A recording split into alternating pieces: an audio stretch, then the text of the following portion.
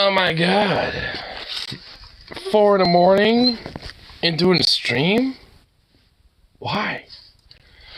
Cause why the fuck not, bitch? Why the fuck not? Bitch. That's right. Ow. Okay, I fucked my phone up somehow. That's a great situation. Awesome. Amazing. Just gonna like slap that and cause a lot of hearing damage amongst other things. Good shit. Good shit. That's what I say. Anyway.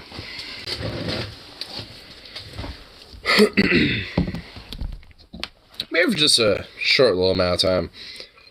Figured, at least delve into some stuff a little bit. I was picking around before I decided to go to bed.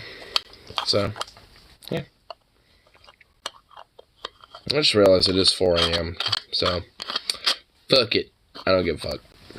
That's pretty much my premise about the situation inside. Don't give a fuck. And every now and then you kind of need that. You just kind of need the no fucks given, mentality. You're under a late night attack by neo-Nazis, please help. I mean, I don't know how to help you with that one, but I mean, if you want to have them over here and bring them here, then I can most certainly, address, some of their problems, you know what I mean? But, I mean, unfortunately, I'm not able to help you with, I guess if you want to try to bring them forth, because then I can, I don't know, have them fuck around and find out. I mean, I did have something I wanted to delve into, so I didn't want to just start this without nothing, I want to have a little something. But, hey, if a bunch of weird neo-Nazis with literally no lives whatsoever want to, be here right now, then fuck it. Let's bring them on. Bring it on, bitch! That's what I say. I mean, because at the end of the day, it's like, am I scared? Am I scared? No. Nay. So bring them forth. Bring the front lines forth to me. I'll address them. I'll make sure that these lines are crushed.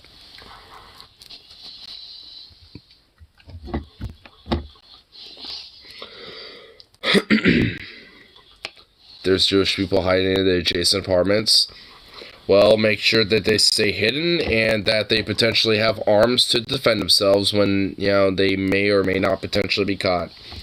Because, it's a life or death, it's a life or death situation, man, brother. It's like, it's like, you can't just let them, just be succumbed, to the disorder and the chaos. I mean, it's like, there has to be some level where they gotta fight.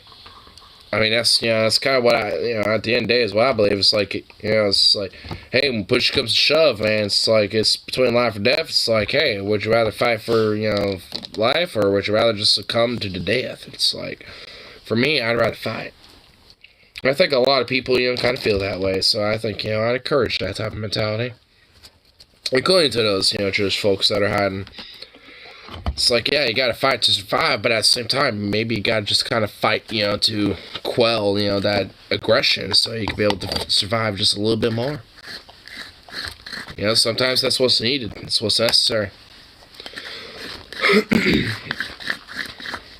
I mean, honestly, it's kind of, unironically, it's kind of why I honestly have a little bit more of the position I do with things like firearms and stuff, because, when push comes to shove, it tends to be kind of a necessity, because, if your opposition or your political opponents tend to not, regardless at the end of the day, literally not give a fuck, and if, the core root of what they believe is essentially extermination, then it's like, I mean, there is legit a certain point where it's like, yeah, you could argue with that, you can have a back and forth with that, but if they're not going to budge and they're going to stay on that type of position, you're gonna need to fight on that type of position, because like when it comes to like the extreme of what they believe, it doesn't involve talk. It's a lot of action and a lot of very violent action at that too. I mean, that's kind of my issue with a lot of like, some of the more lib reaction, I guess, when it comes to some of the stuff, because like they basically just want to exterminate and shit. Like, I mean, I don't know. You can't just like be civil with that. Like, I mean, I guess to a degree, but not entirely. Among their numbers is half Korean, half Ashkenazi men who believe he's Bill Cosby. Okay, I mean, that's just a little trolling right there. Huh? Half Korean, Ashkenazi, Bill Cosbyites. Huh? That's a little confusing, I will admit.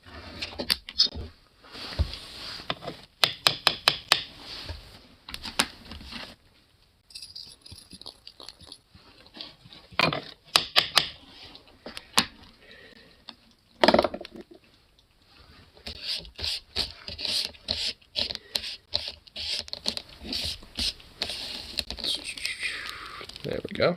Nice little bowl. I noticed earlier when Stefan was on here, I think... Was it earlier in the stream? I think it might have been a stream before.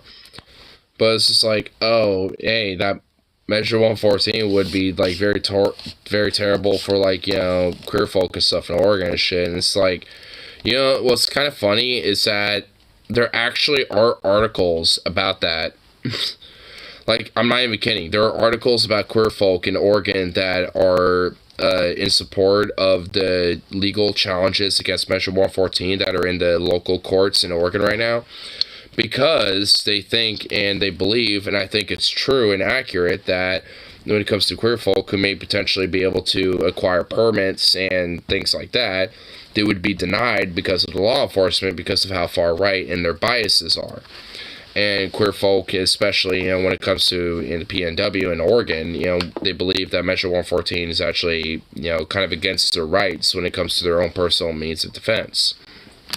And it's just like, and when it comes to their own personal Second Amendment rights, at least when it comes to them as queer people and shit, like, they feel like that Measure 114 is legitimately an infringement on that, which, honestly, I do kind of agree a little bit. I mean, honestly, it's the reason why I tend to be against that entire measure in the first place, but it's just like, fuck. I mean, it's always been kind of an argument since kind of the beginning and shit, and I've looked into it for a little bit, at least before the election and shit, and honestly, I do tend to agree with it. And now it's being kind of brought up again, and I think, for good reason, because...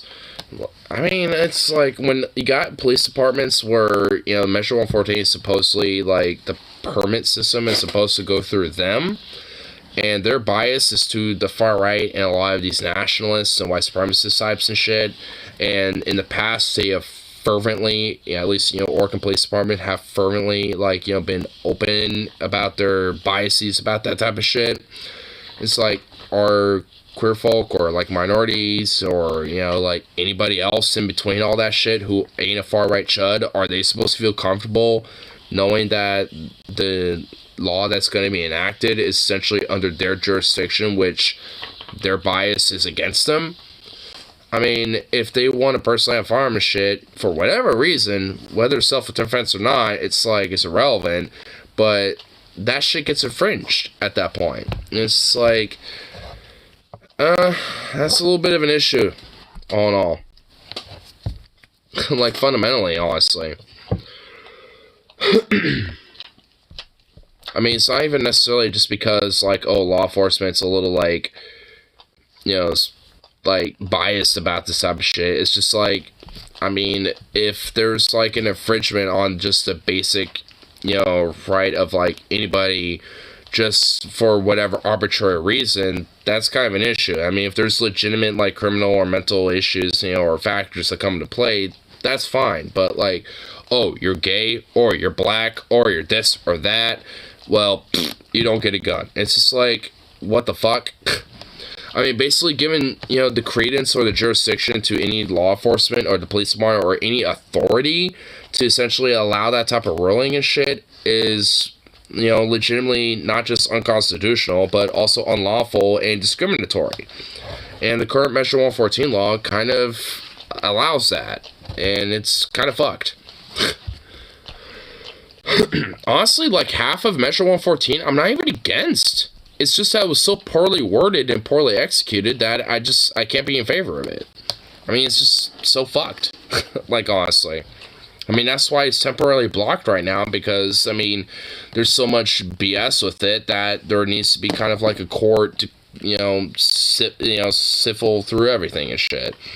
And actually kind of see what is meritable and what isn't. Whole home, including the attic where your family hid. Wait, what? I was in Amsterdam in 2019 when I went to Anne Frank's house museum on my own without my parents. They take you for the whole home, including the attic where the family hid. Damn. I mean, I'm not too surprised that that's the case. I mean, if anything, that's actually kind of cool. I mean, to kind of let you see, like, the entire history and the whole home, for, like, from the top to bottom and shit, and let you see that type of stuff. I mean, that's kind of cool, honestly. Because it kind of, lets you, in your own mind, kind of recreate, like, hey, let me put myself in the perspective of this person. And you being in the same places that this person was, it kind of helps open up a perspective, when it comes to seeing, what maybe Anne Frank had to go through a little bit. Like, because if I was in the same house that Anne Frank was hiding in the attic of and shit, and being able to see that and the rest of the house, I can imagine SS officers, scouting for that house and shit, trying to find Anne Frank or, just any potential Jews that might be hiding, and shit.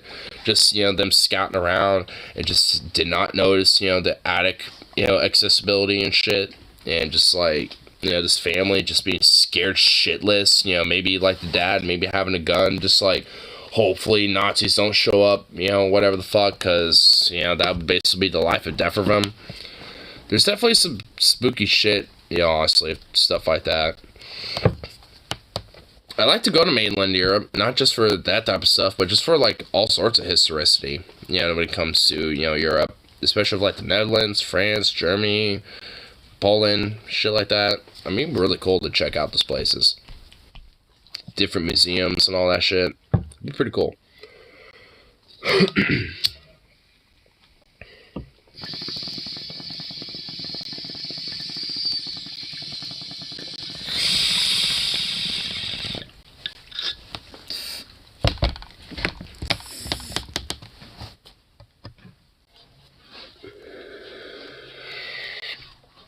Omaha Beach. See, that'd be pretty fucking cool. I mean, just on the virtue of just, like, I could kind of, at least, not literally, but at least kind of, like, imagine maybe, like, kind of what it was like, a little bit, and kind of put myself into perspective. I mean, going to those type of places would be really cool. I mean, fuck, when I was in Iceland and I checked out some of the old places in Reykjavik that were kind of, at least, occupied as, like, British military installations and shit, there was legitimately still remnants of that type of stuff around Reykjavik a little bit. And seeing that type of shit is kind of cool. I mean, at least, yeah, it's Iceland, and it's not a lot of shit over there, especially for World War II shit, but there is stuff out there a little bit, and even that is kind of cool. I mean, like, just seeing, like, the little foundations where they would have, like, an installation where they would have, like, little pigeons, like, little messenger pigeons, and, different little, like, these, like, square little, like, concrete slabs in the middle of this, like, fucking hill that obviously used to be where bunkers and fucking, like, radio installations used to be. It's honestly some cool shit.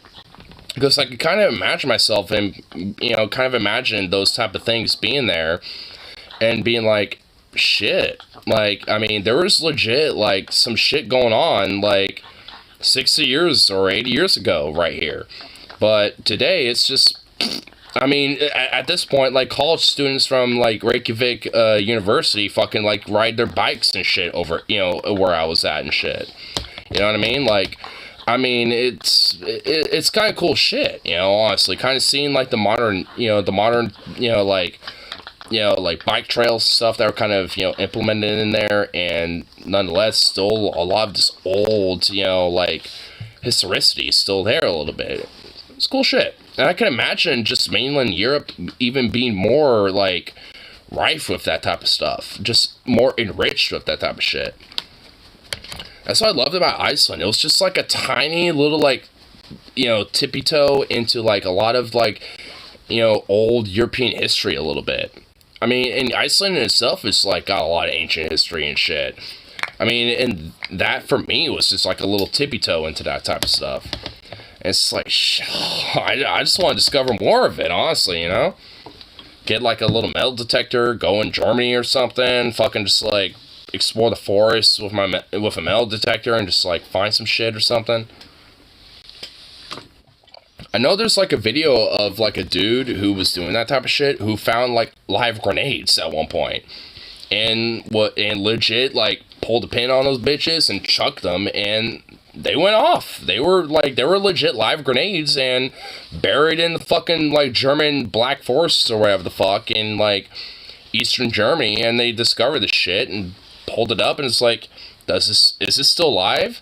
They pull the pin, chuck it, and, like, hide it behind, like, some fat-ass log, and it would go off, and it would blow up. And it's like, what the fuck? Some cool shit. Actually, you know what? I think I could probably find that video. Hold on, let me see if I can find it. Let's see. Let's see here. Maybe I can find it. Yeah, German World War II. Maybe this will help.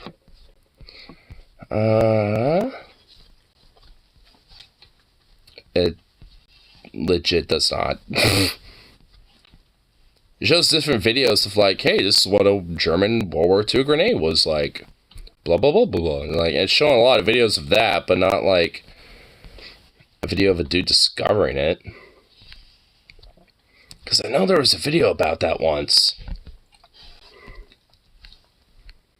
Yeah, I'm not seeing it. Damn.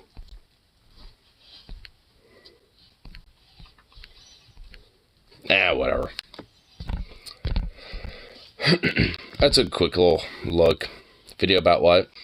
A grenade that was discovered, like, as, like, a World War II relic. That some dude that was, like, doing some, like, magnetic minefield searching and stuff of, like, some old World War II shit. Here, hold on. Maybe I can find it. Oh shit, I found the video.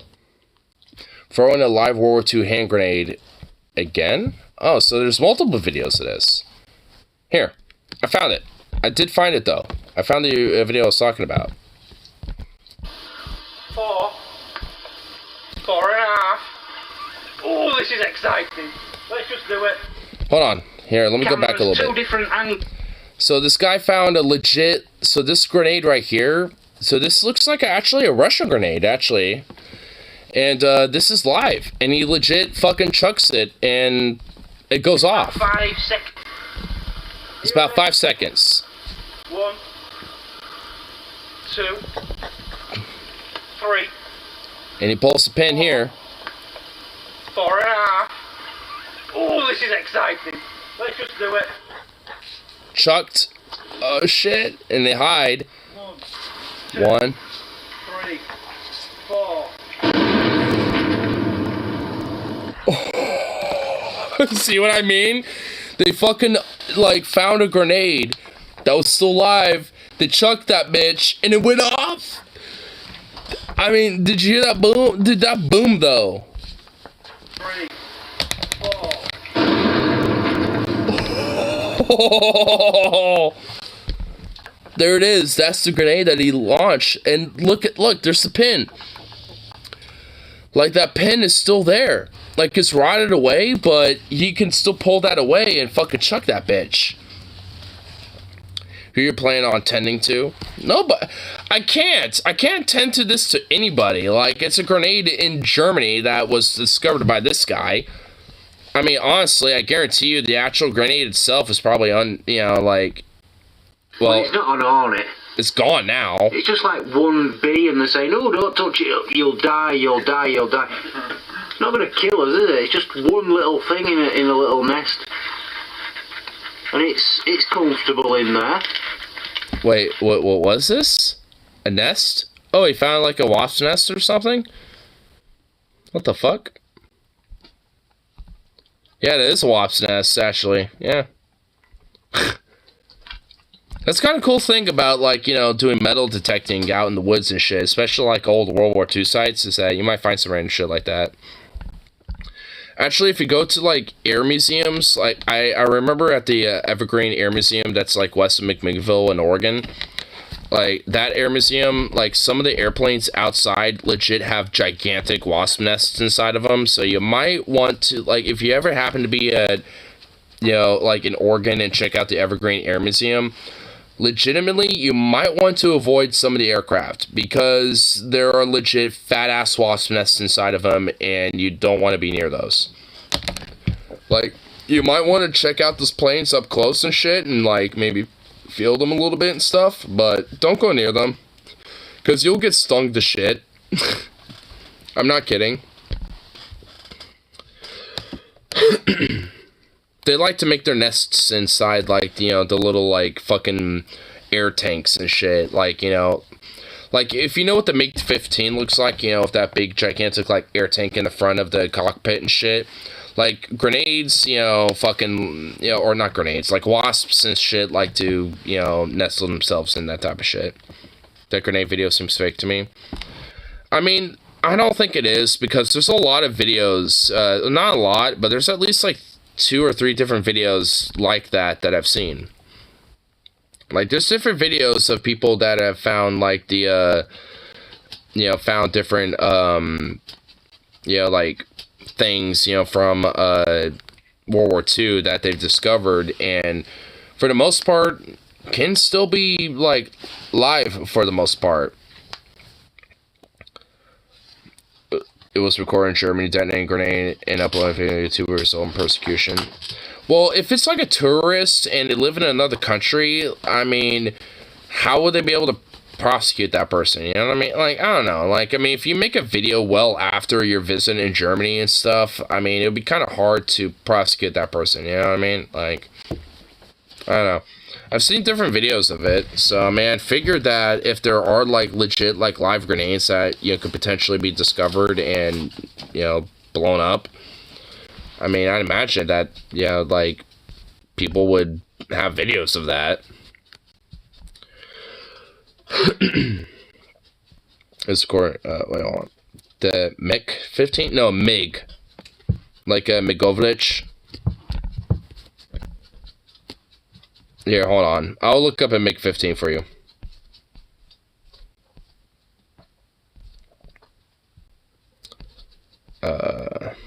Let's see. Migoyan Gurevich. Yeah, Migoyan Gurevich. That's specifically. Oh, here we go. Here's the MiG-15.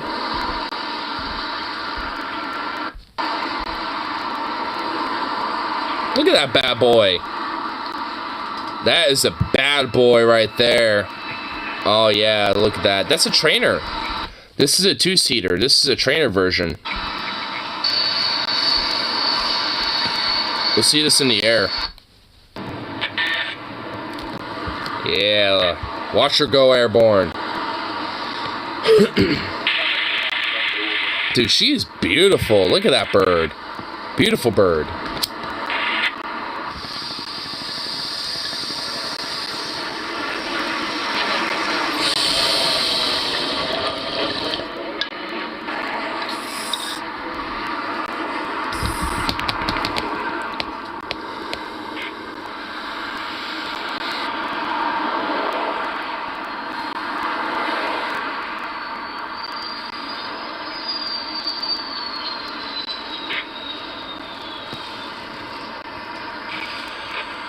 Ah, nice soft landing too. Gosh, God, that dude, that MiG-15 is so fucking beautiful. It's a beautiful bird. It's Armenian. A lot of Soviet aeronautical designs were Armenian or Georgian. That is true, actually, yeah. Like, a lot of the Soviet-era aircraft tend to be kind of like Armenian base or Georgian base. If not, it was like in the Urals. Like, I know, like, the Antonov was Russian base primarily, but, like, a lot of others were Armenian or Georgian base. Who defected to the USA, the P-47. That's actually some info I didn't know. That's actually pretty fucking cool. I know the Soviets licensed the P-47 and used it. In fact, Germans actually caught a couple P-47s that actually used it themselves. Look it up on Wikipedia. You know what? I guarantee I ain't doubting you. I'm gonna look it up on yeah. I'm gonna look it up right now. P-47. It was the Thunderbolt. Yeah, Thunderbolt. The Republic P-47 Thunderbolt. Yeah. By Republic Aviation. 1941 for 45 was a successful high-altitude fighter and served as a foremost fighter bomber in a ground attack role. Dude, look at this beautiful thing. Look at that. Look at this beautiful sucker. That is some beauty right there. That is some beauty. Oh, dude, look at those look at those 450 calibers in the wings. Those 450s. Oh, 8 in total. 850 cals. Oh, goddamn, the beauty. Damn, look at that. Dude, the early models actually didn't even have the dome. A lot of the early models actually had the tail and the canopy connect to each other. They didn't have that little like teardrop canopy initially. Those are later models. Oops. So this is a later model P-47. It's effective short range, medium. As a short to medium range escort fighter and high altitude air or ground attack aircraft. In the Pacific years, P-47 was designed around the powerful Pratt & Whitney R2800 double wasp 18-cylinder radial engine, which is also powered two U.S. Navy and U.S. Marine Corps fighters, the Grumman S6F Hellcat. Oh, such a dude! This plane right here, the Grumman. Oh, goddamn! Look at that! Look at that right there! Look at this bad boy! Oh, goddamn! Look at that engine! Oh, goddamn! Look at that! Oh, such a fat engine! Oh, goddamn! Look at that! That is a beautiful fucking warbird right there. And also, the fucking Corsair, the default F4U Corsair. An advanced turbo supercharger system. Yep. Oh, goddamn. Oh, yes. Oh, also served with the Allied forces of France, UK, Soviet Union, Mexican, and Brazilian squadrons. The armored cockpit was relatively roomy and comfortable. And had a bubble canopy introduced on the P-47D. Yep. And the P-47 A, B, and C variants, they did not have that. But after D variant, they did.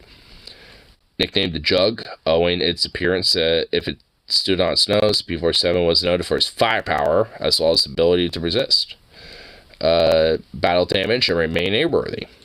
Yep. A present-day U.S. ground attack aircraft, the Fairchild Republic A-10 Thunderbolt II, takes the name from the P-47. Yep. This bad boy, oh yeah! This bad boy!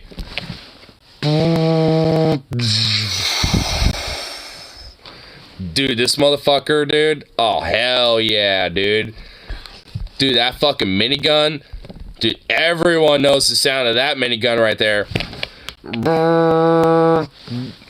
It sounds like that shit, dude. It's like a... Dude, it's an... Oh. Dude, this plane right here is a fucking badass. Dude, this plane is a tank. This is like the IL-2 Sturmovik of the modern age. Like, I'm not even kidding. Like, that's like the IL-2 Sturmovik of, you know, the modern age right there. Oh, what a beautiful warbird. Development. Oh, yep, that's what I was talking about earlier, where the tail and the canopy mixed together. This is an early model of a P-47. That's what I was talking about. Oh, this is actually a P-43. This is a little different. It's a Lancer. An XP-47.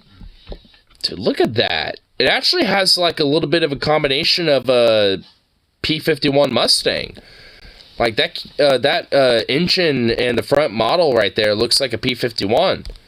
Like right here, that looks like a P-51 almost, without the bottom engine turbo shaft right there in the bottom. Damn, dude. It's so cool kind of, realizing like the early development stages of like what an airplane was, and then what eventually became the actual variant. This is an early version of the P-47. Oh, dude. Look at those fucking 50 cals go to work, baby. Oh, damn, look at that. Oh, dude, that is oh, fuck yeah, dude. Alexander Cartavelli. Cartavelli is a Georgian American. That thing nearly saw service in Vietnam. It had 1V inline looking cool engine. Yeah. Oh, yeah, right there. It was designed by Alexander Cartavelli, a man of Georgian descent. It was to replace the Seversky P-35, which I've seen what this looks like. This is what it looks like. It's kind of a old-ass, early interwar period aircraft. I mean, it's kind of obsolete, especially during World War II by that point. It was an obsolete aircraft. 1937, first flight, 1935. I mean, barely 200 built. I mean, not exactly a great aircraft, It's still a cool plane. Developed earlier by a Russian immigrant named Alexander D.P. Seversky, hence the Seversky, the Seversky Aircraft Company. Yep, hence the name. And both have fled from their homeland, Tbilisi, Georgia. Am I saying that right? Tbilisi. Okay. Tbilisi, Georgia. Alright. Oops. Ah! No, go back. Go back! Holy shit. Wait, how many were built? Damn! Over 1,500 were built? God fucking holy shit. Fucking hell. Anyway. To escape the Bolsheviks. So he was basically like, what? Actually, I'm going to look into this guy. What was it? Oh my god, he was ugly as sin. I'm sorry, but goddamn. Aeronautical engineer and aviation pioneer in the U.S. Cartavelli and chief born and Bay for years in military aviation. Yep. A Georgian, French, and American for his nationality, which, okay. Seversky worked on series of new designs during World War II. The first result was the P-35, which we looked at earlier. And one of the most effective U.S. fighters of World War II, the P-47. The new fighter-developed aircraft was a clear improvement over the comparatively light-armed Seversky P-35. After Cartavelli immigrated to the U.S., Seversky almost immediately hired his fellow immigrant as a chief engineer, and Cartavelli quickly proceeded to design a number of advanced aircraft, including the SCV-1XP, which outperformed the Curtiss P-36 during the 1936 Army Air Corps competition and served as a necessary step in developing all-metal aircraft. Known to the military design, Seversky P-35 was the most modern U.S. Army fighter, incorporating all-metal, blah, blah, blah, blah, blah, blah. A different concept called the Seversky SEV-3 was a float plane fitted with retractable wheels. Really? Here, let me look at this. Oh shit, what the fuck is this? What in the hell? What? Okay, I see the retractable wheels. They're right there. And on the tail section right there. So, okay. What the dude, what in the hell? The cockpit is up there. You got all these different what in the fuck? What the fuck is this supposed to be? Is there, like... Yeah, let's look at the specifications. Wait, what the fuck? What's this? BT-8? Wait, where's the... What? Hold up. Wait, hold on. There's no canopy for the cockpit.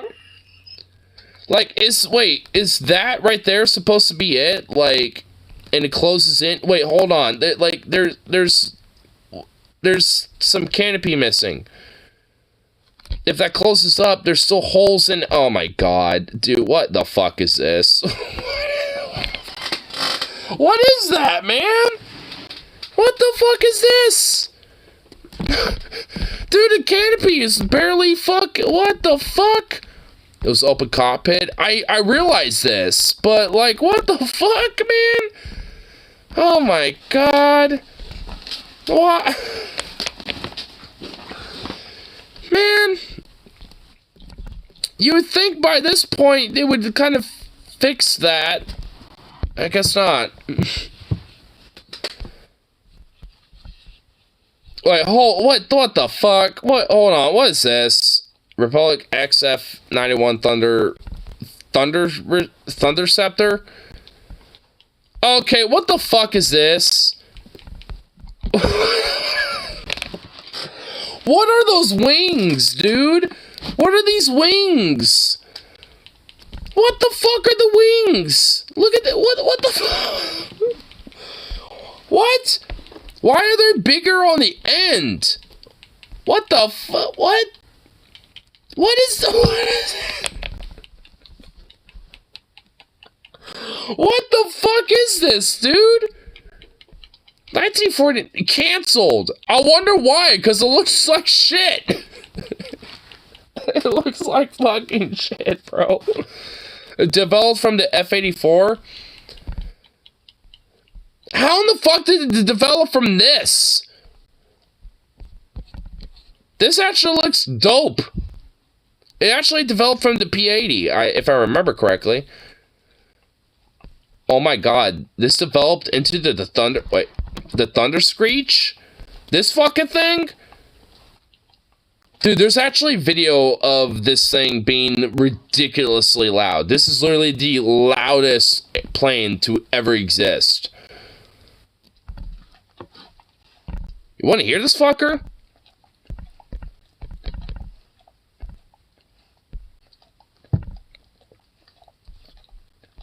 Where is it? Oh, here we go.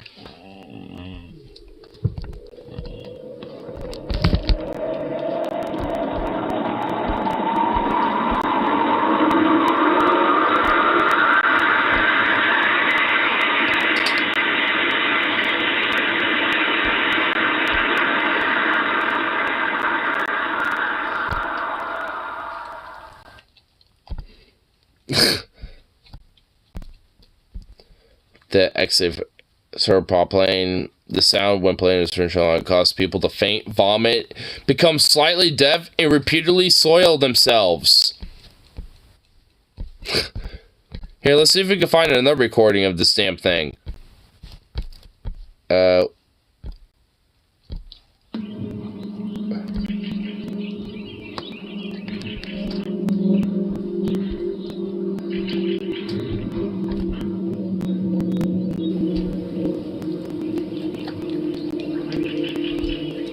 Oops. Oh, here we go.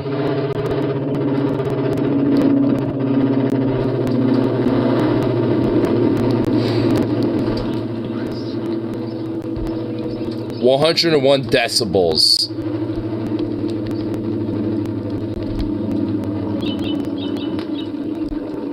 Dude, this thing was fucking insane, dude. Dude, like, also, when it came to the fucking ground crew, they could not be near this thing. Like, ground crews, when this thing was taxiing and getting ready to take off, they could not be near this fucking thing. Because it would actually legit fucking cause health problems. Like, this plane was insane. It was retardedly ridiculous. Like, I'm not even kidding. This thing was dude, this thing's insane. Look at this thing. By 1955, and passed with no... Look at that thing, dude! However, the plane failed to live up to expectations and did not actually pass Mach 1.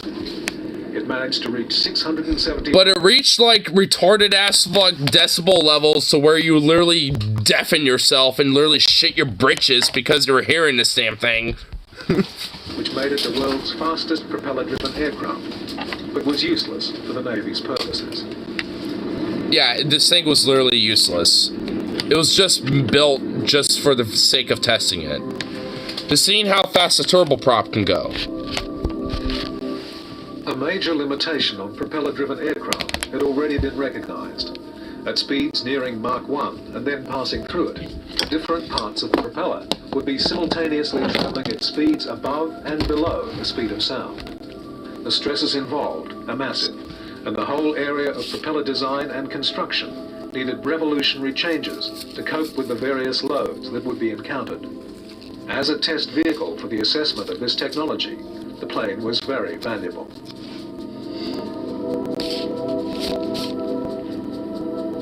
Such a weird looking plane, too. The F-84H proved the ruggedness of the three-bladed propeller and the soundness of the engineering of the power plant and aircraft. Does it actually have a recording of it on here? Fastest propeller-driven plane. I guess it doesn't. I'll actually give it a like, though, because I kind of like the little documentary part of it. Is there actually, like, more recording? Matching the metal urgently needed to create a supersonic propeller. I mean, I can only... Yeah, honestly, dude. I don't even know what type of metal they were using for this type of shit. Because I can only imagine. I mean, it looks like there's, you know, some, like, simulation sounds, but... I mean, I want to see if I can find, like, a legit... another one. So loud to make ground crew sick. I think this one actually has a recording of it. Let me see. Maybe right here, I think? Yeah, right here, I think. Nope. I haven't seen this video, so I don't know. These two prototypes completed a small number of... Nope. I would imagine the most replayed would probably have it, but I guess not. What the fuck? Boo. Would it not be here? I guess not. Well, that kind of sucks. Okay, well. I'm sure that video goes more into, like, the facts about the actual, like, video itself. Is this an actual sound of it?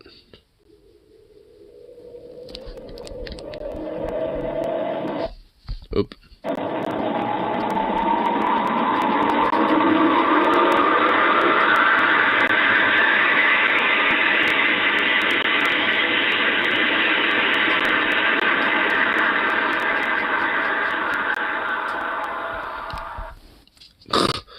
Dude, that sounds that sound is just so eerie, dude. That shit is just fucking eerie. It's like, what the fuck? I want to see the original recording, the actual original sound.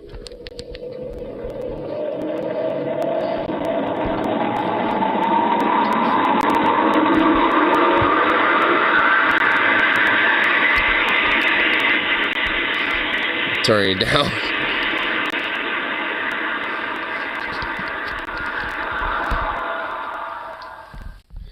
I mean, imagine just fucking hearing that. I mean, fuck.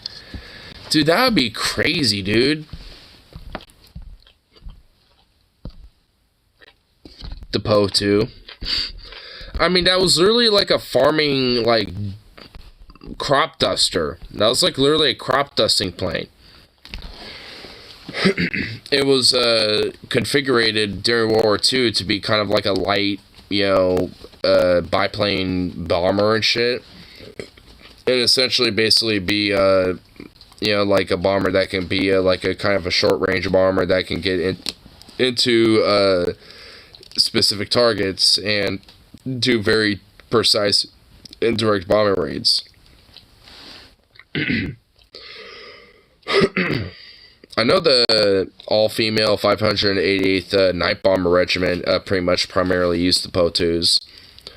I don't think for the entirety of their existence in World War II, but for most part, that's pretty much just what they used. And were basically just like left with very barely any equipment at all. And one of their tactics, and the reason why they were called the Night Witches, or the Nachthexen, at least it was what the Germans called them, is mainly because once they showed up to their target, they would turn the engines off because the Po-2s would be so light that they would basically be able to just kind of glide, you know, the rest of the way and just drop their bombs and shit, and obviously that would lighten the load on the plane, so they would be able to kind of glide on the way out of their objective and be able to turn the engines back on and then leave the area, and the Germans wouldn't necessarily know who the fuck really truly hit them. Like, they would see these planes maybe, and they might be able to kind of like, you know, maybe shoot one or two down, maybe. And honestly, the Germans couldn't even shoot them down anyway, because even night fighters like the Bf-110s and 109s or Focke-Wulf 190s and shit, they were meant to be like fast boom and zoom planes. And these Po-2s are biplanes. They were initially meant to be crop dusters. They're slow as shit. They're as slow as molasses. And you got these like fast, you know, heavy ass boom and zoom planes, and the Bf-110 is a twin engine fighter. So it's like that thing is even more fucking faster and more heavier than these other ones. And it's like their stall speed is like, is slower than the maximum speed of the Po-2. So, like, these biplanes can basically be as slow as shit, and, you know, these German fighters or the AAA couldn't really hit them as well because they're not used to that type of shit. You know, they weren't used to that type of plane. Like, in comparison to other aircraft, you know, that were obviously a lot more faster and a lot more nimble and, you know, a lot more capable of, you know, being flexible given the, you know, circumstances. The Po-2 is basically like a World War I era fucking plane, basically. And again, it was mostly a crop duster. It didn't even have really any ability to have armament on it. They just retrofitted it to have some on it, basically, but not really enough. At least enough to really, like, be a serious threat, necessarily. But because of how the Soviets used it, they made it a serious threat. And not just as a bomber, but also as a scout plane. Like, they were able to use that, you know, just kind of flying around, just being a scout plane, you know, and getting information, you know, on the front lines, too. Like, that plane was actually, like, the Po-2, I mean, for a fucking little biplane, like, in World War II, that little sucker fucking, like, was hauling ass, you know, for all sorts of shit. Like, that plane, you know, has done a lot. Po-2 is a little recon plane, a bomber, fucking, you know, like, all, you know, it did all sorts of different stuff. I mean, it's actually a pretty cool little plane. I mean, honestly, I mean, hold on, let me look up at this little sucker. Cause it's such a tiny little thing. Look at this damn thing. I mean, look at this fucking thing. This is what it is. Look at this. Look at this damn thing. look how small it is. I mean, look at this little fucker. I mean, this is like a museum, you know, piece. I mean, but like 1927, it was introduced in 1929. Produced all the way until 52. Wait, who the fuck is this? DOSAAF? Volunteer Society for Cooperation with the Army, Aviation, and Navy. Oh my fucking god, dude, what an absurd name. Oh my god. 1951? What the fuck? Wait, they have a website? What is it? Okay, I'm not, alright, well, okay, whatever.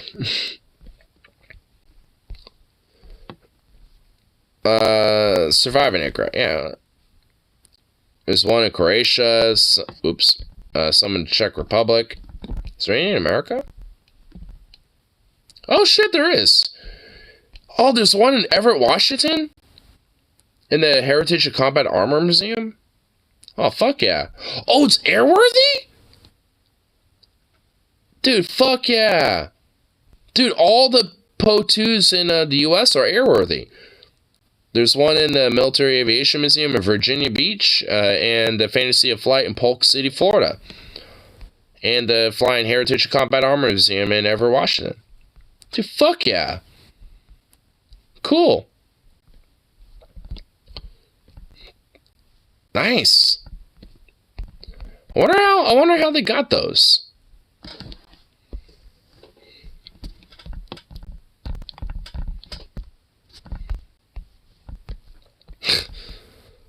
But yeah, honestly, that biplane is so tiny and ridiculous. It's just like, what the fuck? I mean, you'd think it would not do a fuck all for anything, but it was a very formidable plane in World War II, funny enough. You wouldn't think, but it was.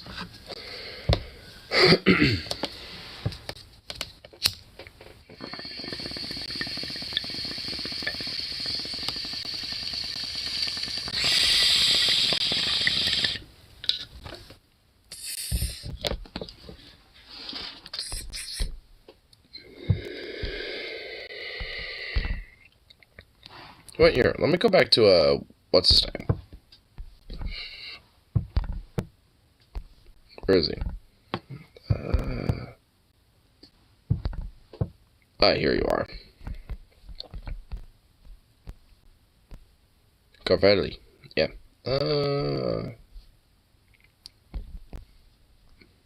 Total list of projects. Yeah, you know what? Let's see what Alexander did. Besides the P-47. The Thunderceptor, the Thunderjet. Oh, dude, he did the F-84? Oh, he was in charge. Dude, he was a part of this fucking thing developing? Dude, cool. Dude, it's such a cool fucking plane. It's such a cool looking plane, the Thunderjet. And all the variants of it. The Thunderstreak, obviously. An F-84F Thunderstreak. This is a jet. Ohio Air Guard. Wait, they have a logo too? Nice. The Thunder Chief? What does this look like? Oh, bruh, look at this. Holy shit. Oh my god, this thing has all the bombs. It literally has all the bombs. Oh my god. Holy shit. Full of 16 750-pound bombs? Oh my god. What the fuck? The CB? What's the CB look like? Oh my god, look at this little thing. Look at this little fucking thing. This thing looks cute. This thing is adorable. It looks so goddamn adorable. Oh, look at that little thing. It looks cute. A Twinbee is a variant? What does this look like? Oh, it just has 2 engines, and it's a turboprop. It still looks adorable. It developed into the Trigol. Oh, look at that thing. It still looks adorable. Who knew a plane could look adorable? What's the X-30? The Rockwell X-30? Whoa! Look at that! Look at this! Whoa! An advanced technology demonstrator for the a project for the Natural Aerospace Plane, part of a U.S. project to create a single-stage-to-orbit spacecraft and passenger spaceliner. Started in 1986 and was canceled in the early 1990s. Man, dude, look what we were fucking robbed of, bro. Look at what we were robbed of. We were robbed of this shit, bro. We got robbed. We were robbed of the shit. We could have had stuff like this. Dude, man, I love art concept of shit like this, dude, because it honestly kind of shows of like some shit we were truly robbed of. Capable of 2-hour flights from Washington to Tokyo? Bruh, we were robbed. We were robbed of some shit, dude. An older design model. Oops. Ah, no! No! Oh, fuck. I'm gonna have to, like, find myself. I gotta have to find my way back. Damn it. You know what? I know how to get there. I gotta find that guy's name again. There it is. Okay. And then it was a Total List. Yeah. It was the Total List project, right? Wait, what? No, not that. There we go. Where was it? It was... Yeah, this... Yeah. Where was it? There it is. Okay. Boom. Dude, look at this thing. Whoa. Dude, look at this. Dude, that thing looks so fucking cool.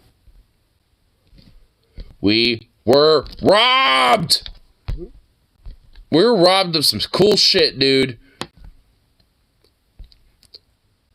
U.S. Space and Rocket Center at Huntsville, Alabama. This is in Huntsville?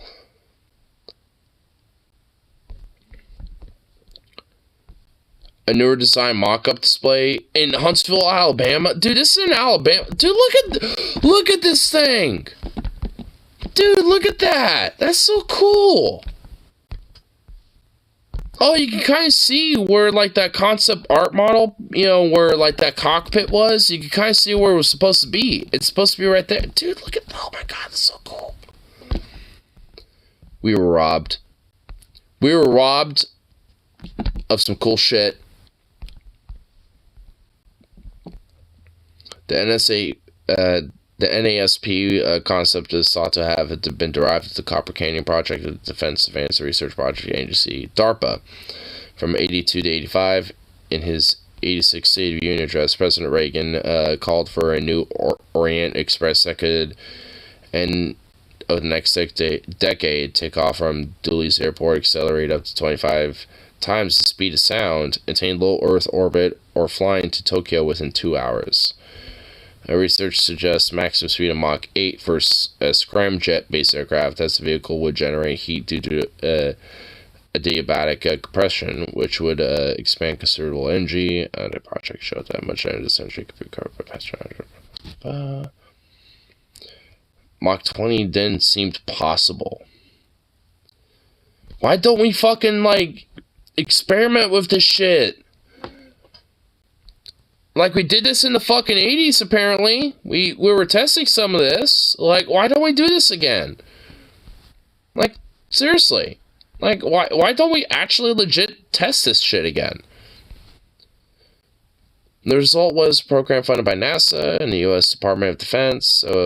Funding was approximately equal dividedly among NASA, DARPA, and the U.S. Air Force. So bureaucracy kind of started to get in the way. I'm starting to see that. 86, McDonnell Douglas, Rockwell International, and General Dynamics were awarded contracts to develop technology for the hypersonic air-breathing SSTO vehicle airframe. Rocketdyne and Pratt & Whitney were each awarded contracts of $175 million. And for these three, it was 35 mil. Elon Musk. Dude, that fucking insecure little bitch is not going to be doing any of that, honestly. Like, dude, that guy's like collapsing, you know, just with the virtue of Twitter on its own, dude. Like, I don't think he's gonna be the one to do it. The airframe contractors would complete in like 2 to 3 years. Contracts would be awarded to build a flight demonstrator. 1990 companies joined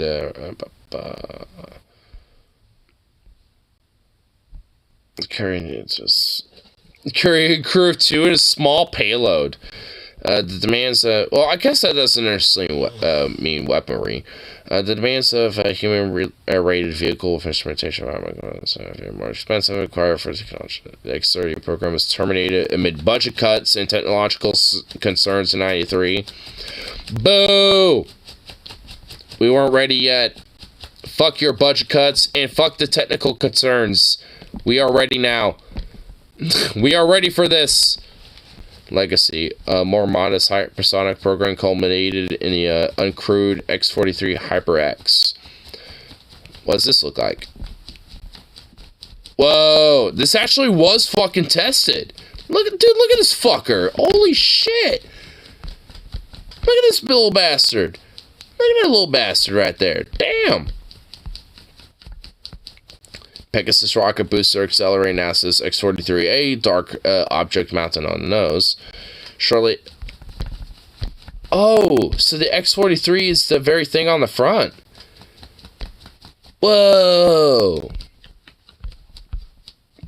Dude, this is why I love planes and love aircraft and shit like... Dude, I love this shit. Hypersonic UAV? Wait, this was in 2004? I was alive when this happened? This is in 2004. Shortly after, during flight test in March 27, 2004. Only 3 of them were built. Whoa.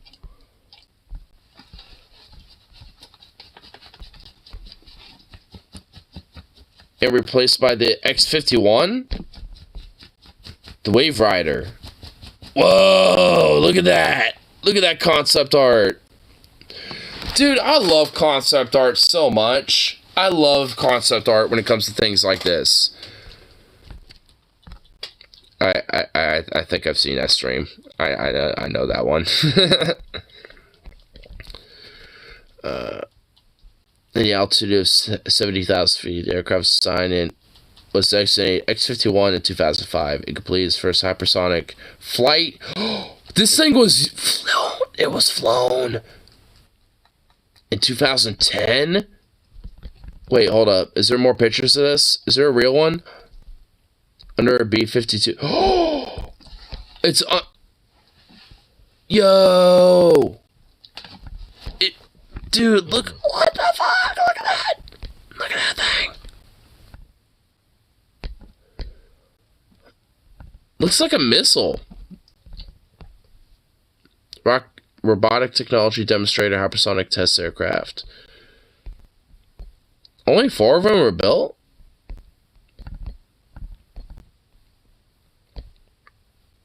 What the fuck? What's going on here? What in the hell? What in the fuck? What's going on here? I love science. Look at this. What is going on here? Yo! The SJX-61-2 engine successfully completes ground test simulating Mach 5 flight conditions.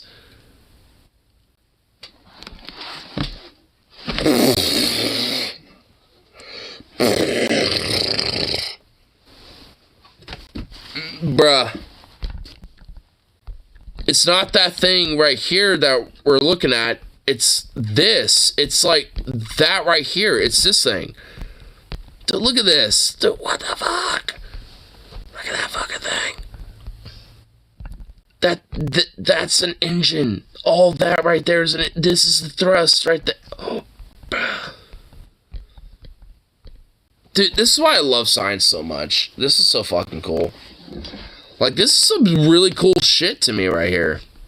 Like, I love reading into this type of stuff. Like, because, I mean, think about how we literally got into this. We got into this because, like, the MiG-15 initially, and then there was, like, you know, the P-47. We kind of delved into, like, some other shit from there. The P-47, and then we got into the guy that developed that.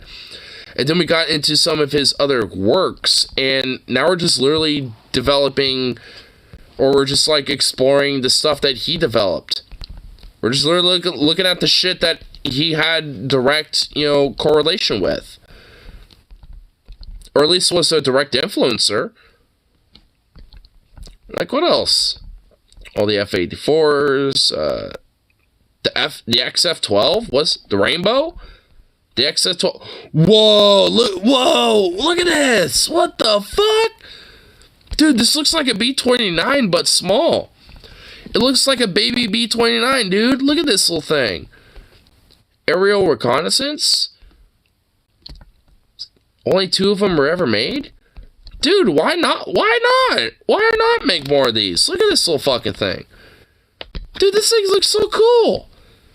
Dude, this could honestly be like a commercial jet aircraft. Like, you know, fucking have like, you know, some passengers and some, you know, civilians, you know, or something. Or like a cargo plane. Dude, this thing looks so fucking cool. Look at this. Only 2 of these things have ever existed in human history. Only 2, ever. And yet, like, it looks so damn cool. It could have been used for, like, some commercial use or something. But, I mean, even for, like, weather radar, you know, fucking use or something. But no.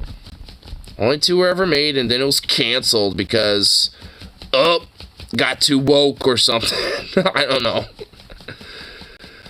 Here, you know, operational. Whoa, hold up. Oh, look at that, dude. Look at this. 1946. I mean, this looks like a B-29, but just a tiny version. This looks like a little baby, like a little midget version of a B-29. I mean, it really does. It has a different nose, like, it has a different front, obviously. It's a little bit more, like, cone-shaped and shit. Obviously, it doesn't have, like, the defense, you know, like, cannons and defense guns and stuff, obviously. But, I mean, kind of has, like, a similar look. A similar design, honestly. Is there any other pictures of it? Operational history, First prototype was damaged. Well, that's a great start. While undergoing maximum landing weight tests when the right main gear was severed at the engine nacelle. After bouncing hard and staggering back into the air, the test pilot climbed to a safe altitude where excess fuels burnt off to lighten the aircraft and reduce the risk of fire. The pilot landed on the left main gear in the nose wheel, despite losing as much speed as possible, before the other wing dropped. The aircraft suffered significant damage. The wing spare was cracked. The engines and props needed to be replaced, but it was repaired by the Republic Aviation Company and returned to service. When the U.S. Army Air Forces came to the U.S. Air Force, the XF-12 was later redesignated the XR-12. The Rainbow program was canceled because the prototypes done got too woke, according to Black Lives Matter activists. Damn. I mean, yeah, got a little too woke, bro. That's what happens. Yeah, Black Lives Matter existed back in the 1940s. Yeah, this is a little fact that people didn't know. Operations Birdseye was conceived to demonstrate the XF-12's capabilities. On the 1st of September 1948, the second prototype departed the U.S. Air Force Flight Test Center in Muroc, California, and climbed west to its 40,000 feet cruising altitude over the Pacific before heading east. It then photographed its entire flight path across the U.S. on a 390 individual 10-inch photos, each covering 490 miles, which were joint and formed a continuous 325 feet print. Well, goddamn. Well, sounds like, I mean, the second one ended up being pretty successful, so what was the problem? I mean, I'm sure it goes down here later. They landed at Mitchell Field at Long Island, New York, after 6 hours and 55 minutes at an average. Jesus fucking Christ! So you do like a little mission in Muroc, California, and then you have to fly to fucking Long Island, New York to land your fucking plane, bro. Jesus fucking Christ. I wouldn't hate to be a fucking pilot on that plane. I would hate to be a crew member on that plane, dude. Oh my god. Fuck that. 6 hours, dude, 7 hours, base. That's like 7 hours right there. Oh my god, bro. The flight was featured in the 29th of November 1948 issue of Life magazine. Well, that's pretty cool. And the film strip exhibited in 1948 U.S. Air Force Association convention in New York. The XF-12 program has already been canceled when the flight was made. Why? Is there a reason for it? On November 7th, 1948, the second prototype crashed while returning to Eglin Air Force Air Base from a photographic suitability test flight after the number 2 port inner engine exploded, causing violent buffeting. 5 of the 7 crew escaped safely while 2 crew members were killed. What the fuck? The first prototype continued flight testing after being returned into service in 1948, but with no orders forthcoming and the second prototype lost, flight testing was wound down and the remaining prototype was retired in June 1952. Having flown just 117 hours from 1949 to 52, it was later expended as a target at the Aberdeen Proving Ground, Maryland. No, a target? No! Why not make it a fucking museum piece, you pieces of shit? Man, really? Really? So, one of these was literally used as target practice. One of these motherfuckers was target practice instead of used at a fucking goddamn museum or some shit? It's like, bruh. Come on, man. Really? That is some bullshit. Like, honestly, that is some low-key bullshit. Like, how many planes of, like, that have been made in the in the tens of, like, at least in the thousands, or at least, like, 10,000 plus? Like, how many planes of those variants have been made and shit that are just lying around? But no, you want to, use the, like, one that was, like, that had, like, 2 ever exist. And just be like, nah, bomb the fuck out of that. Let's use that as target practice. Like, really? It's like, why not use, like, some B-29 or something? Or, like, a B-25 or, like, some B-18. Like, some, like, old-ass, like, Bolo bomber or something. Like, you fucking nub. Some of the late war Japanese tank prototypes were scrapped after being brought to the Aberdeen Proving Ground in the Soviet testing. Man, what the fuck? If I could just, like, go back in time and go to the people that were, like, dealing with that shit and just shake them and slap them silly. And be like, what the fuck is wrong with you? Like, literally use anything else. Like, save these, as a piece of, like, history or something, you fucking bastards. Because now what do we got? We got photos. Like, all we have is a picture of this thing. I mean, look at this thing. This thing looks fucking cool. I mean, this thing looks fucking cool, dude. This thing looks dope. There's literally only 2 pictures on this Wikipedia. Just this one and this one. That's it. Like, honestly, these are probably literally the only 2 pictures of this thing that ever exist. It's just like, what the fuck? It's like, no, let's use this as target practice. Like, what? Man, what bullshit. That's some bullshit right there. They could have scrapped some rednecks trailer if they were that desperate for cheap Japanese carbonized scrap metal. I mean, I wouldn't be so blunt about it. I mean, but for real, though. Missile-armed interceptor aircraft capable of destroying some... Yeah, what's this look like? Whoa! Yo, look at this. The F-103, dude. Is that meant to be the cockpit? Dude, Dude, this is why I love concept art, dude. Because, like... things are, like... Concept art was so weird and impractical. Hold up. They built this thing? Oh, wait, yo, they built it. And that was, like, yeah, that is the cockpit. Did this fly? I don't think it did.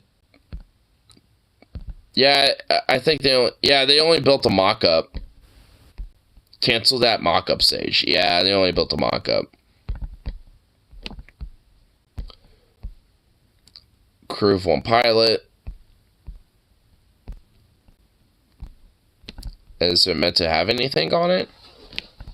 Nope.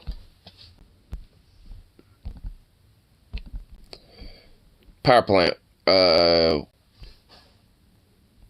This has one Wright XJ67W3 turbojet or a Wright XRJ55W1 ramjet. Honestly, I want to see what a ramjet looks like. Let me look at this thing. Well, this is a simple ramjet operation concept. You have the inlet, which is right here, and the compression, which is in these tiny little, like, you know, tunnels, basically, right? They got the fuel injection, which happens, you know, in these little spots. And you got a flame holder, which is just kind of where the flames happen with combustion. And then this is like the nozzle where it all gets compressed into a little bit with all the flames and shit. And this is where the exhaust happens, where all the fucking, all that force, you know, expels out. And the air that fuels that shit a little bit pops in there. I mean, it's not just a ramjet that does that, but yeah.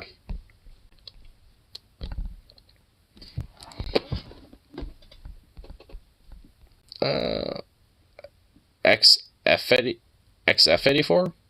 First jet aircraft was Italian. Was it? Well, what the hell? XF-84 with a ram air turbine?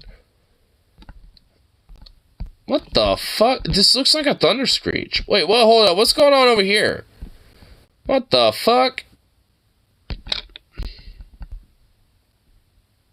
Who's piloting this? What the hell? Dude, this looks like a thunder screech. Oh, you know what? Yep. Wow. It developed from a thunder screech. So that's why it looked like the one. Powered by a turbine engine. Which I guess evidently was developed from at least, you know, the F-84 thunder screech. Hence why, you know, the name and everything. What's the Republic AP-100? A VTOL 6 turbojet engines, nuclear capable strike fighter. There's no picture of it. Is there? There has to be at least something. No, there is. Oh, there isn't. It had 3 deducted fans in the center of its fuselage and a tail, and it was a possible contender for the TFX program. The project was designed as a fighter, but in fact it was a tactical attack aircraft capable of launching a small nuclear bomb.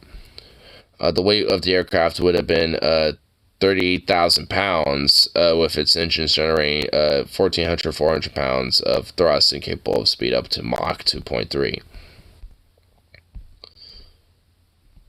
A variant 2 and the B variant. Oh, the air variant had 1 pilot, and the B variant had 2 pilots. 6 General Electric J85 turbojets. What do these look like? So 6 of these fucking things. 6 of these bad boys. What? Hold up. Wing area. 401 feet? 401 square feet. Or 35 feet of wingspan. 67 feet of length. How in the fuck are you having 6 of these bastards on that thing? How are you gonna have 6 of... What the fuck? What the hell? How? What?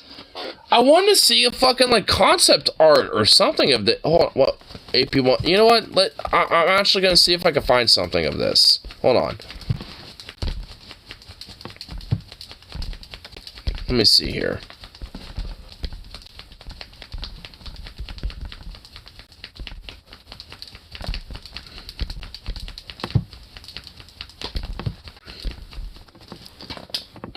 What are you doing?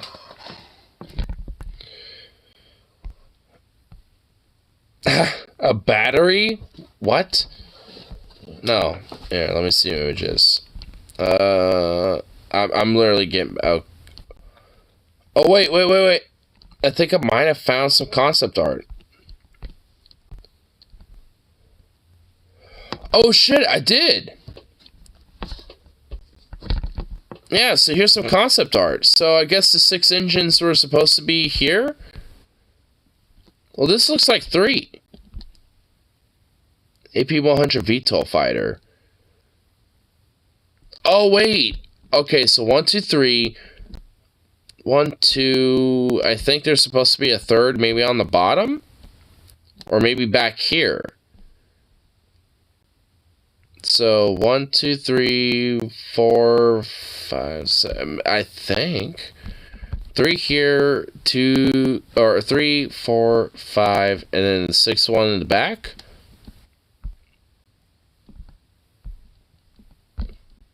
And this looks like the B variant because this looks like it would have 2 pilots. Oh yeah, here we go. This kind of actually has a little bit of a blueprints back there. Yeah, I mean, I think so. Okay, this is not one to cooperate very well. Are you gonna move?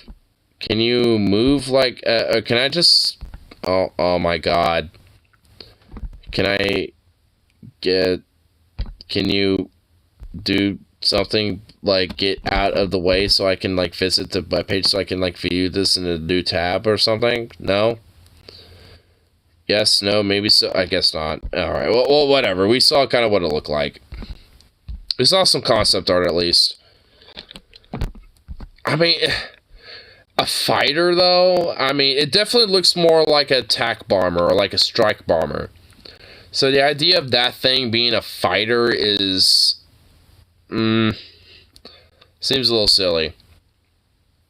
I think I kind of agree with Wikipedia on that one. Like, while maybe designated as a fighter, it was more meant to be kind of like a tactical, like, strike nuclear bomber aircraft. Or something like that, at least. From the looks of it. Still looks like a pretty cool plane, though. I mean, man, like... Dude, the 60s to the 80s, even the 90s and, like, the early 2000s, like, there was some really cool, like, experimental shit that the Air Force and NASA was doing. And it's like, if it wasn't for bureaucracy or budget cuts or what other bullshit, it's like, you know, a lot of this shit could be used right now. And it's like, man, what the fuck? You're holding out on us. It's like, there's some cool shit that we could be, you know, taking advantage of right now. There's some cool designs. There's some cool shit that we can have. And just like, you know, and check out and be like, fuck yeah, this is cool shit. But no. We don't get any of it. It's bullshit, son. It's bullshit. Tell you what. I mean, the Thunder Screech, I think that's, you know, something we really don't need to have in our life at all. That the idea of that thing literally making you shit yourself, vomit, and get sick, and go deaf, and everything else in between, yeah, that sounds horrible. But all this other shit, though, can we actually have that? I mean, some of that, like, concept art of, like, some of those, like, designs. I mean, it's like, look at what we've been robbed of. It's like, we could have, like, mass, like, researched and mass designed and, like, you know, progressed further with some of that research and testing and development, but, nah, we decided not to. Just because, you know, simplicity is best, and the status quo, basically it's just like, nah, let's not, radically change technology too much. We can't have this crazy cool concept shit, just spring out of nowhere. We can't have that. The things we have now are just fine. Don't worry, guys, it's cool. It's like, come on, just develop the cool shit, because it's cool.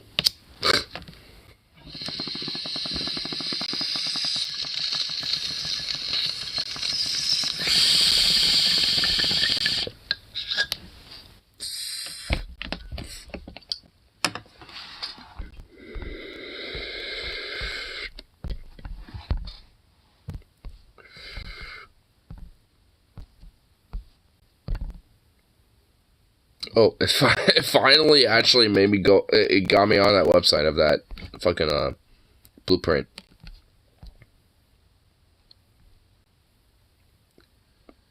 Awesome. Now we can kind of see some of the blueprints on it. I'm not gonna lie though. Like, I'm wondering where the 6 engines go. Dude, this thing is flat. Complete model, no assembly required. Huh? Oh, you know what? Oh, I see it. Right there. 1, 2, 3, 1, 2, 3. Those are where the 6 engines go. Right there. So those fans and shit are meant to be kind of like the VTOL, element of like where... you know what? Okay, so I think the idea is...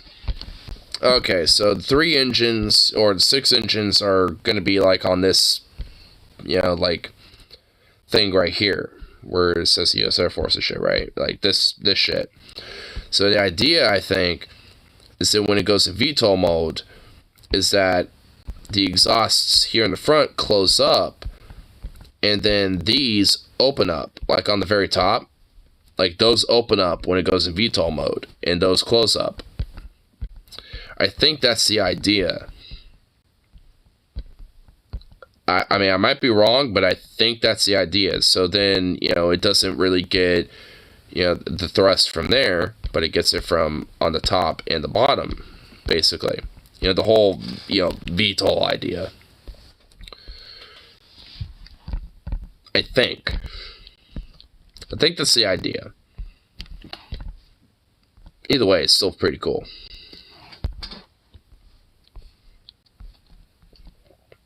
Wait, hold on. Was this actually tested? I think there's a picture of this thing actually in flight. Is there?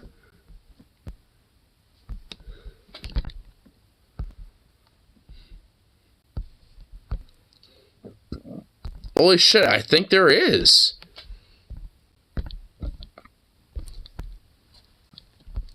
I think this is like I mean, I don't know if this is or not. But this looks like a test flight.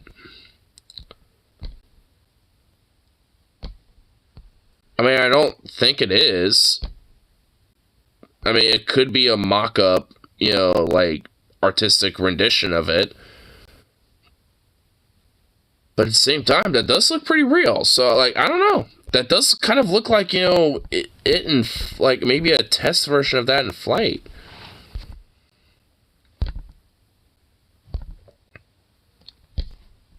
That's pretty... I mean, if so, that'd be pretty cool. Though I don't feel like it was. So I feel like that might be just, like, a really cool artistic rendition. But, if so, though, I mean, it just kind of shows that we were robbed. We were robbed of some cool shit. I know there's a Stratojet that, was kind of developed recently, which is kind of like this really cool-ass, big-ass, fucking looking plane. Here, let me look that up. The Stratojet.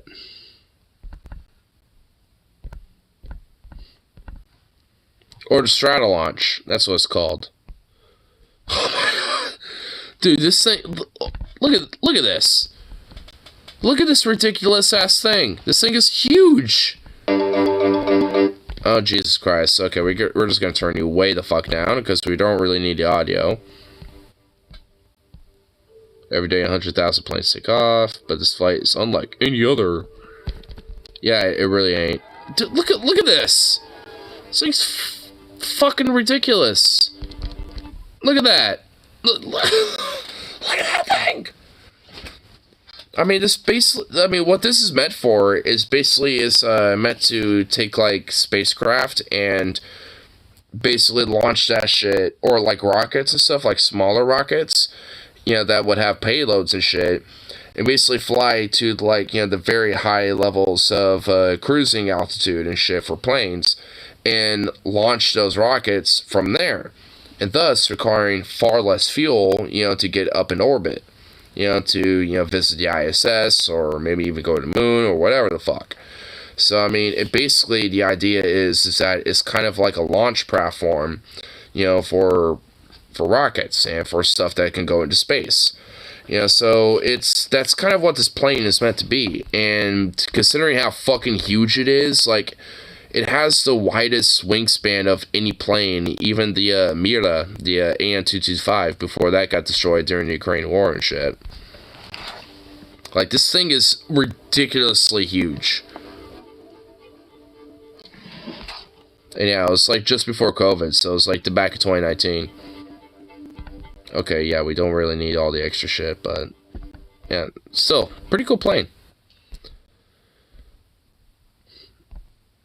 I mean, look at that thing. I mean, you can tell, obviously, it's meant to carry, you know, some stuff in between, you know, the two fuselages, you know, like a rocket or some shit, which is kind of the main, you know, I don't know why I didn't like this video when I first saw it, but, like, I mean, nonetheless, I mean, it's obviously meant to, you know, carry some shit like some rockets and some shit like that, so, it's such a cool looking plane.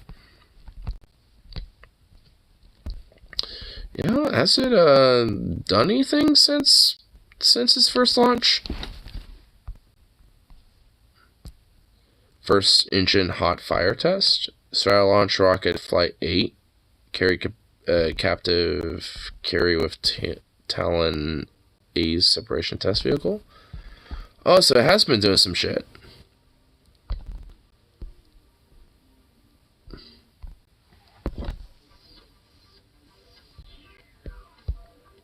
Oh, shit. Yeah, it has something there. Yeah, it's taking off. Yep. Doing its thing. Where'd it go? Where is it here? Oh, there it is. I see it. Yeah, it's got a little payload there. What is that? What is that little thing? Well, obviously, I guess it's a Talon A separation test vehicle. Dude, look at that thing. It's so cool, dude. Wait, so it literally just flew around with it on it? It just flew around with its little payload, that's it. Well, I guess the idea is to test if it is capable and, you know, and able to hold payload, basically. I think that's the idea. It's like, hey, we'll have this, like, you know, thing where it's like, hey, we'll have this object, you know, attached to its payload, you know, links and shit, and we'll at least see if it holds up, you know, make sure that it's all in working order, basically. I'm assuming that's kind of what the test is meant for. But it looks like it's its 8th flight, so that's pretty cool. So it looks like it's done like probably 8 to 9 flights now at this point, so that's pretty awesome. Dude, I mean, this is why I love planes and aviation and shit, and flying overall, because there's, like, some cool shit, you know, when it comes to, like, the history of aviation technology and research and development and stuff that is legit just really cool stuff. I mean, yeah, a lot of it tends to be kind of military related, sure, but, I mean, at the end of the day, a lot of that type of stuff tends to be, you know, for a lot of commercial use, and a lot of, you know, space use even, you know, when it comes to things like NASA, or, you know, going further into space and shit. So a lot of it ends up, you know, being used for more civilian purposes, more so than not. just because the military happens to research a lot of these type of things. So, I mean, nonetheless, pretty cool shit. That's why I love it.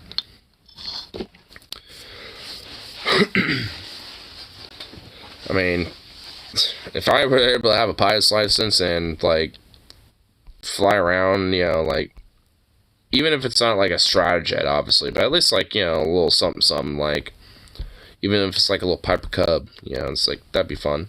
That'd be dope. I'd be okay with, you know, some shit like that.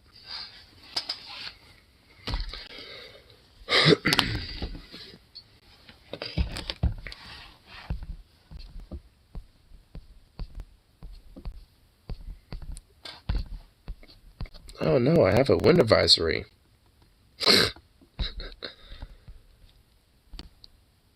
Oh wait, it's tomorrow at 10 p.m. Why am I getting a wind advisory so goddamn early? Like, how does the weather know that that wind is going to happen exactly at 10 tomorrow? Like, it could change. Weather could change within that short amount of time. I'm not even kidding. Let me look at this. Hold up.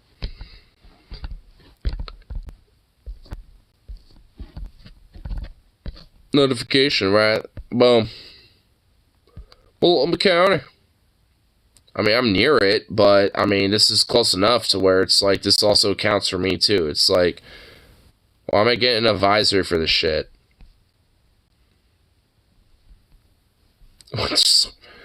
Oh my god. You know, there is an ice storm that's going to happen Thursday, so, I mean, oh my god. I don't want the ice storm. Can we just have snow? Can we just literally have nothing but goddamn snow, please? I don't want wind. I don't want ice. I don't want none of that shit. I just want snow. That's all I want. I don't care about anything else. Just give me snow. That's it. Just snow. I mean, if there's snow and wind, I'm willing to compromise. But not ice and snow. Or not ice and wind. Fuck that. I mean, ice and snow, that's okay a little bit. I'll still compromise, but I primarily want snow. That's it. Some wind and snow? Sure. Ice and wind? You're a heretic. You're evil. You're just the spawn of Satan.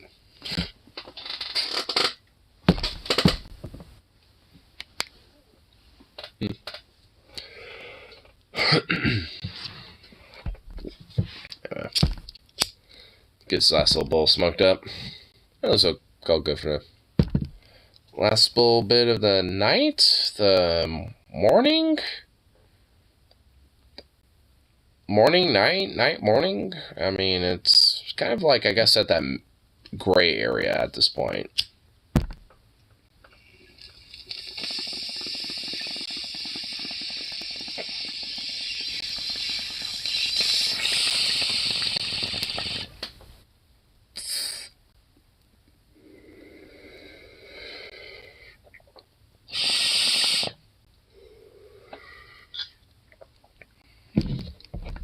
Fucked up thing is, I don't even feel tired. And I technically got work later today. I would say tomorrow, but I guess it is officially the next day. Awesome. Anyway. I'll call good. And probably be around for the next one after work tomorrow. Maybe. But anyway, call it good. So